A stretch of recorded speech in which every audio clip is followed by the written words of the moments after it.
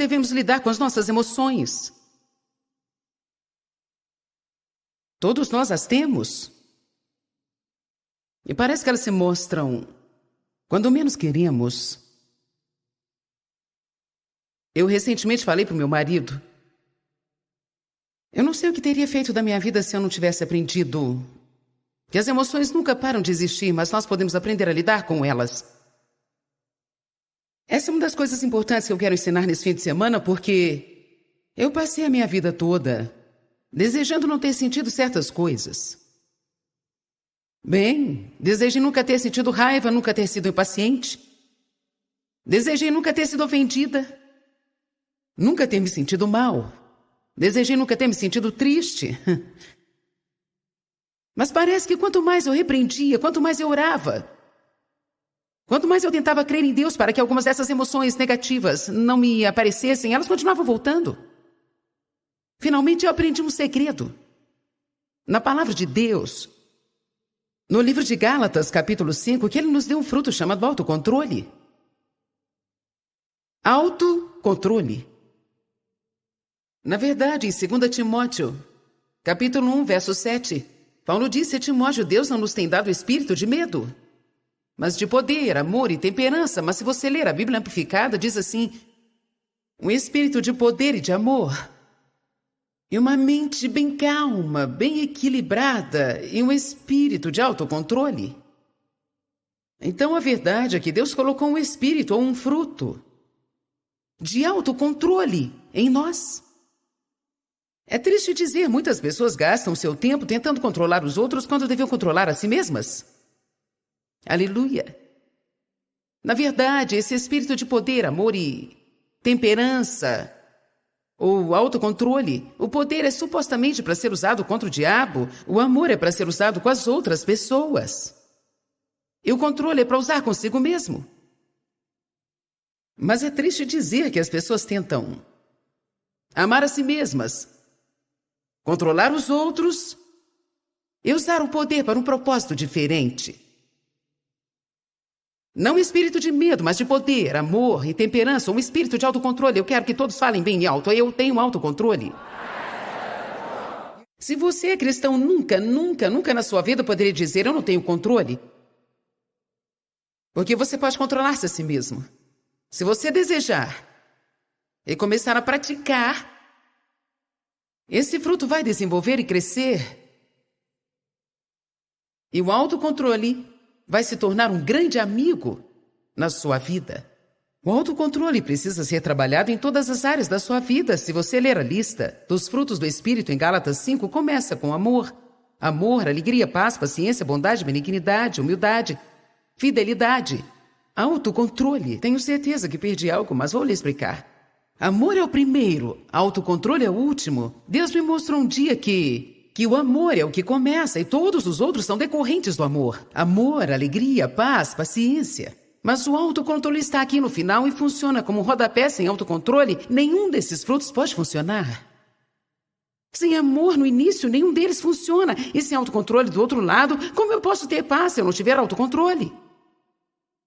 Como eu posso ser fiel se eu não tiver autocontrole? Como eu posso mostrar humildade se eu não tiver autocontrole? Então, verdadeiramente precisamos pensar sobre autocontrole. E precisamos saber que Deus vai nos pedir conta disso. Ele colocou isso em nós. E espera que usemos. Então eu comecei a perceber que essas emoções que eu não queria ter não iam embora, mas Deus realmente esperava que eu tivesse controle sobre elas. Principalmente as negativas. Em outras palavras, se eu sinto raiva, a Bíblia fala para eu me zangar, mas não pecar. Eu não posso evitar, de repente, de me sentir irada, mas eu posso não pecar, aprendendo a usar o autocontrole. E sem deixar essa raiva sair de mim de uma maneira errada.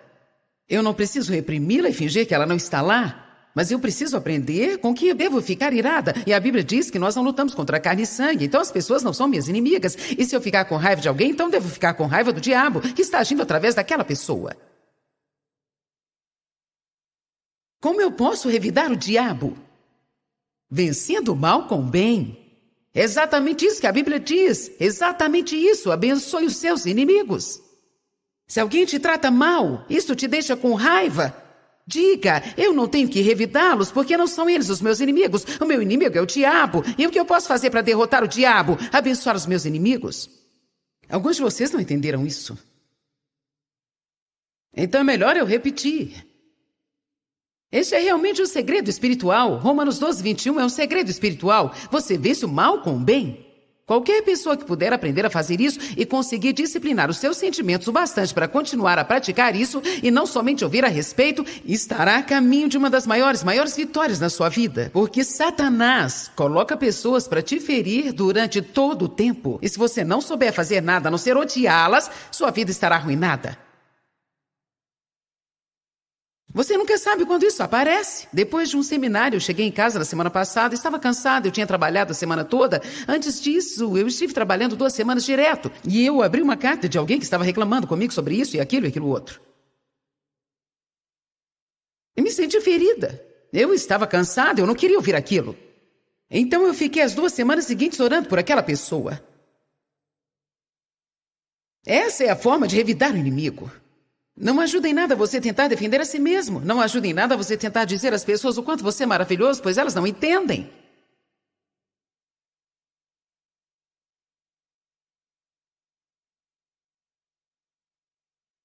Quero dizer isso novamente. Tem algo bom liberado aqui? Quando você sentir raiva, quando se sentir ofendido, quando se sentir ferido e machucado, você pode controlar a si mesmo. Você não pode reprimir sua raiva, isso não pode ajudá-lo em nada. Você não pode negar a sua existência, mas pode negar-lhe o direito de controlar você. Você usa o fruto do autocontrole. E você diz, eu fui ferido. Verdade, eu sinto isso. Mas eu não vou deixar isso me controlar. Eu não vou deixar um sentimento arruinar a minha vida. Alguém está recebendo uma revelação aqui hoje? Porque muitos aqui estão deixando os sentimentos arruinar a sua vida. E está na hora de você parar com isso. Esse aqui pode ser um lugar de mudança, de transformação para alguns de vocês. Alguns de vocês são sensíveis e facilmente ficam ofendidos. E você fica o tempo todo, na maior parte do tempo, machucado. Você precisa parar com isso. Não posso mudar a forma que me sinto. Você pode não conseguir mudar o seu sentimento, mas quero te dizer uma coisa. Se você começar a orar pelas pessoas que te ferem, o diabo vai calar a sua boca.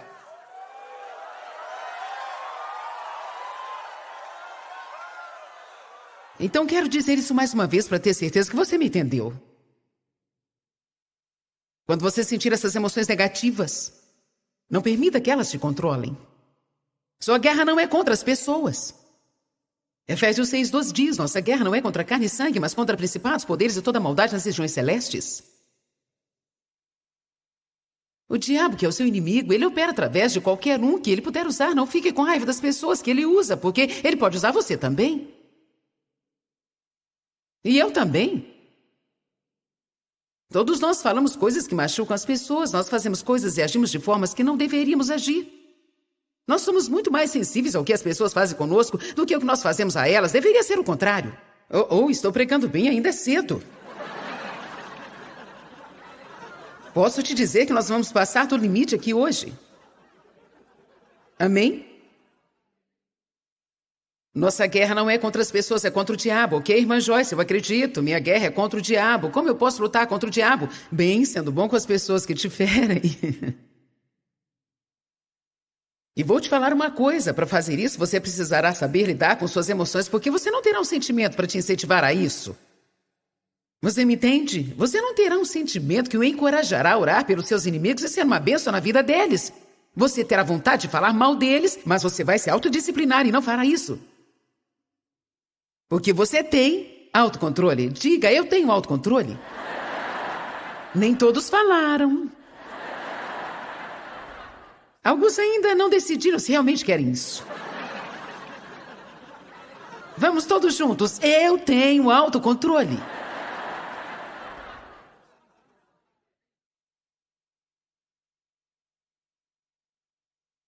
Eu sempre me espanto de como os nossos sentimentos são tão instáveis.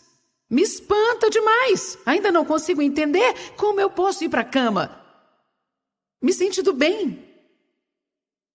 Glória a Deus, tive um ótimo dia. E acordar no outro dia pela manhã como se alguém tivesse batido na minha cabeça. Ou ir para a cama com um ótimo humor e acordar. Algumas vezes, quando eu vou dormir, eu estou me sentindo bem fisicamente. E quando acordo, eu não estou mais. Fico pensando, o que aconteceu à noite? Eu não entendo. Mas eu aprendi que se nós vivíamos pelos nossos sentimentos, certamente poderíamos escrever em nossas vidas destruído, manipulado e controlado pelo inimigo. Porque as emoções são o inimigo número 1 do cristão. Mais do que tudo, as pessoas falam para as outras como elas se sentem. Nós precisamos decidir algumas coisas nesta conferência. Se nós vamos crer no Deus da Bíblia ou o Deus com D minúsculo dos nossos sentimentos. Sentimentos não é Deus, mas algumas vezes nós fazemos deles o nosso Deus. Eu quero dizer com isso que nós nos prostramos a eles. Obedecemos os nossos sentimentos e fazemos o que eles nos mandam fazer, e na verdade nossos sentimentos não falam a verdade. Eles querem nos usar e nos manipular, nos controlar. Temos que aprender o que a palavra de Deus diz e temos que acreditar na palavra acima dos nossos sentimentos. Algumas vezes nós cremos no que sentimos, mais do que cremos na palavra. Você vai entender melhor o que eu quero dizer na próxima mensagem. Tem pessoas que, se não sentem a presença de Deus, pensam que Ele não está aqui. Se elas sentem que não romperam enquanto estavam orando, elas creem que não receberam o rompimento. Muitas vezes nós não cremos no que nós não sentimos. Muitas vezes você não crê no que não está sentindo. Então vamos. Hebreus 4:12.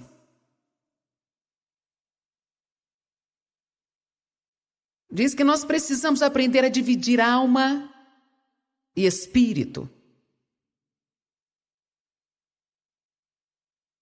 Diz assim: a palavra de Deus é viva e cheia de poder.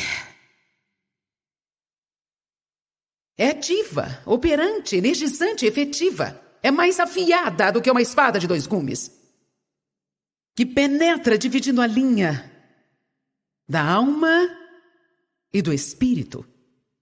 A Bíblia Amplificada diz: o sopro da vida, a alma e o espírito imortal juntas, medulas, as partes mais profundas do nosso ser.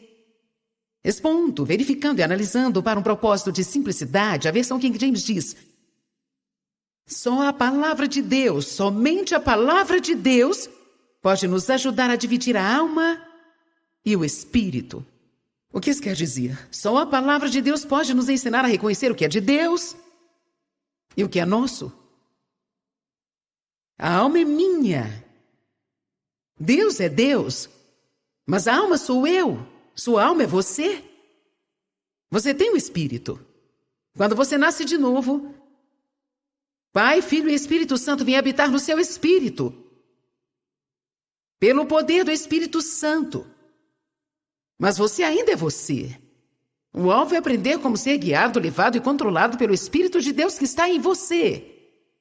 E em mim, mas para isso acontecer é necessário que uma obra seja feita nas nossas almas. O que é a minha alma? A minha alma é a minha mente, minha vontade, minhas emoções. A mente me diz o que eu penso, não o que Deus pensa. O Espírito Santo dentro de mim deseja me falar o que Deus pensa. Mas eu preciso aprender a ser sensível ao Espírito para que isso aconteça. A maioria das pessoas são carnais e isso significa que elas vivem pela alma. Se tem uma coisa que nós precisamos ser ensinados na igreja, está no que diz em Hebreus 4. Como dividir a alma e espírito. Como saber o que é de Deus e o que é de mim mesma. Minha mente me diz o que eu penso. Minha vontade me diz o que eu quero.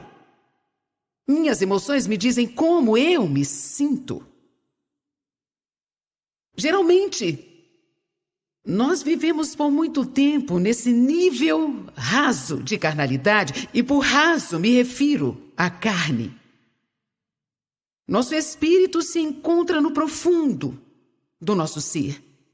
Nessa tarde eu quero te mostrar uma passagem que Jesus desafiou os discípulos a irem às profundezas. Ele estava usando um exemplo de pesca em águas mais profundas para poderem pescar mais peixe. Mas nós vamos usar isso para um propósito espiritual aqui, porque eu acredito que isso seja uma figura espiritual do que estava acontecendo naquela expedição de pesca. Temos que dizer para as pessoas hoje: venham às profundezas do Espírito. Saia do nível raso de carnalidade e do nível raso de viver pelo que você quer, pensa e sente. E se prepare para uma pesca de bênçãos, incluindo tudo que está disponível pelo derramamento da presença de Deus na sua vida, para que Ele supra as suas necessidades financeiras do dia a dia. Deus quer te abençoar em todas as áreas. Ele quer que você o escute. Ele tem segredos e mistérios reservados para você. Tem revelações sobre sabedoria e conhecimento. Ele quer que você conheça Ele, o poder da sua ressurreição, conheça os seus caminhos e seja uma bênção para as outras pessoas. Ele quer que você seja saudável. Ele quer que você tenha prosperidade, criatividade. Mas você não encontrará isso no nível raso do que você deseja, pensa ou sente. Vocês estão entendendo? Eu quero, eu penso, eu sinto. Eu quero, eu penso, eu sinto. Eu quero, eu penso, eu sinto. Escuta aqui, escute a si mesmo, escute as outras pessoas. Escute a si mesmo. É isso que nós falamos o tempo todo. Eu quero, eu penso, eu sinto. Eu quero, eu penso, eu quero, eu sinto, eu penso. Eu quero, eu penso, eu sinto. Eu quero, eu penso. Deixa eu te falar o que eu penso, deixa eu te falar o que eu sinto. É assim que eu me sinto, é o dia inteiro, 7 dias por semana.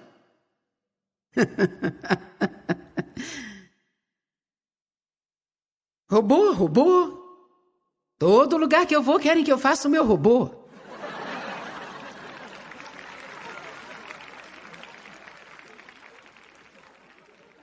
Talvez.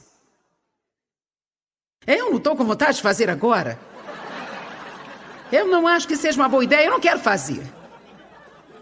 Então, a não ser que Deus me fale para fazer, eu não vou fazer. Talvez mais tarde, mas o que eu quero dizer... Nós vivemos neste reino do que eu quero, eu penso, eu sinto. E quando estamos presos demais a isso, nós perdemos a vontade de Deus para nós. Vamos abrir um pouquinho João capítulo 5, verso 30, porque eu quero te mostrar uma coisa tremenda.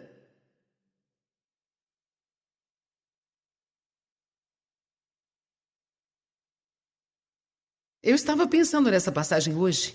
Na verdade, eu estava orando a respeito da minha própria vida, porque eu quero muito deixar de tomar as minhas decisões e deixar que Deus decida tudo por mim. Essa é a nossa tarefa como cristãos. Decidir o que Deus decidiria, porque, olha, mesmo Deus querendo uma coisa, Ele não poderá cumprir isso na terra se nós não estivermos de acordo com Ele. Porque Ele diz, eu coloco diante de você a vida e a morte, escolha. Deus nos dá livre-arbítrio. É por isso que nós fomos feitos à imagem de Deus, porque nós temos uma escolha. Nós não somos marionetes amarradas.